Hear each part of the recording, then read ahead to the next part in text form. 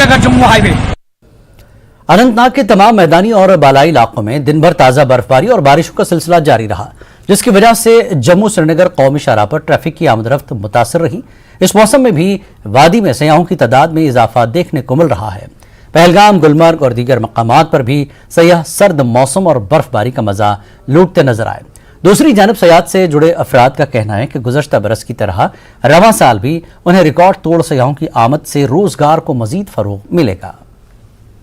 तो बहुत बढ़िया है मौसम। आज थोड़ा खराब लग रहा है, बारिश और स्नोफॉल हो रहा है। कल थोड़ा सनशाइन था, बहुत अच्छा था, देखने के लिए बहुत अच्छा है। आज थोड़ा बारिश है, तो इस मौसम का भी अपना मजा है। बहुत मजा आ रहा है। Kashmir is very beautiful and it is so much for so you must go much.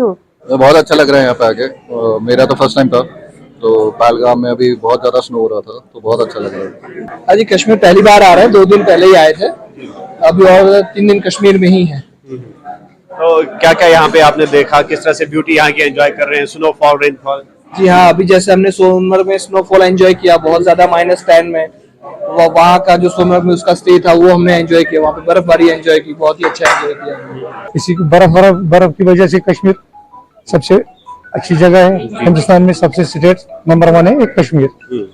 तो इस साल या पिछले साल की अगर हम बात करेंगे तो काफी टूरिस्ट यहाँ पर आ गए, तो इस साल क्या उम्मीद है आप? पिछले साल से ज्यादा आएंगे। बारिशों और बर्फबारी के बीच अपने आखिरी पड़ाव की तरफ बढ़ रही कांग्रेस की भारत जोड़ो यात्रा जिला रामबन में दाखिल हो रही है। यात्री यात्रा निवास चंद्रकोट में कयाम के बाद कुल बुध को बानिहाल पहुंचेगी, जहां मौसम खराब है। बानिहाल में बर्फबारी हो रही है। यहां राहुल गांधी 2 रोज कयाम करेंगे। राहुल गांधी यौम जमहूरिया की तकरीब के मौके पर बानिहाल में ही तिरंगा लहराएंगे और 27 जनवरी को यह यात्रा वादी कश्मीर में दाखिल होगी।